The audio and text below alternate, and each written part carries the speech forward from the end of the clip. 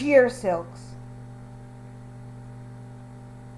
When we talk about a sheer fabric, we talk about the ability of that fabric to be for one to be able to see through it. So if a fabric is sheer, we can see something through the fabric. It is see-through. Fabrics will vary in their sheerness to semi-sheer, to just having a little bit of visibility through the fabric, to being very sheer. So you can pick up good detail even through the fabric.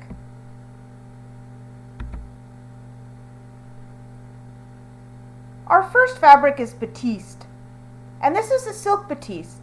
Remember, we also had a batiste in cotton, but batiste is also made out of silk and can be called batiste de soie. That would be silk batiste. The fabric is made with the same way as cotton batiste is, with a very fine yarn in a tight plain weave. It has a medium luster and is semi-sheer, and is soft and limp in drape. It is lightweight, but somewhat heavier than the ultra-lightweight fabrics in this category. Let's also remember from our cotton that a lot of fabrics use what's called an open weave to create its sheerness. This means that a little bit of space is left between each warp or weft yarn when it is woven. This little bit of space allows for a fabric to become sheer or have a see-through quality. Chiffon. There is not an airier, lighter, flowier fabric than chiffon. It is a very sheer silk made with fine crepe yarns in a loose plain weave. It is lightweight and has a watery movement similar to charmeuse. This allows the fabric to move with a beautiful flow. Chiffon has the fine pebble texture characteristic of all fabrics made with crepe yarns and has a dull luster. Georgette. Georgette and chiffon are very similar. In fact, they are so similar that confusing the two can be excused. Even in the industry, a lot of times people will use chiffon and georgette interchangeably. However, there is a difference.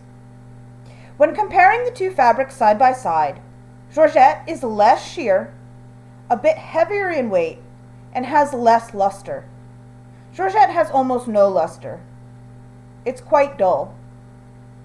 However, the two fabrics are both sheer silks woven with crepe yarns into a loose plain weave. Georgette also has a similar lovely flowing movement to chiffon. So if it is very, very sheer and has a bit of a luster and is very, very light in weight, it's probably chiffon. If it's only about semi-sheer, has no luster, and is a bit heavier in weight, it'll be a georgette.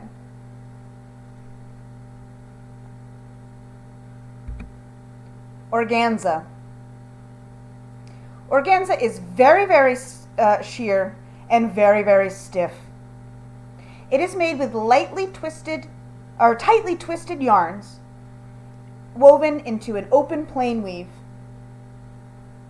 It is super light in weight, however, surprisingly stiff and durable due to the strength of the silk fiber. Many times organza is used underneath garments to create shape and fullness, much like tulle.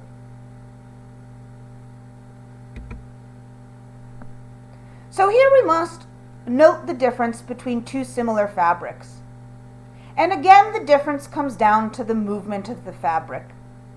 So just like the difference between charmeuse and satin silks can be seen in the movement of the fabric, chiffon and organza move very differently despite being very visually similar. Chiffon and organza are both very sheer silks. If you saw them statically or not in movement, you could be excused by not being able to tell the difference. However, if you start to move it or see the shapes that it creates, you should be able to tell the difference right away. Chiffon has a fluid, soft, flowing movement that will hang closely to the body.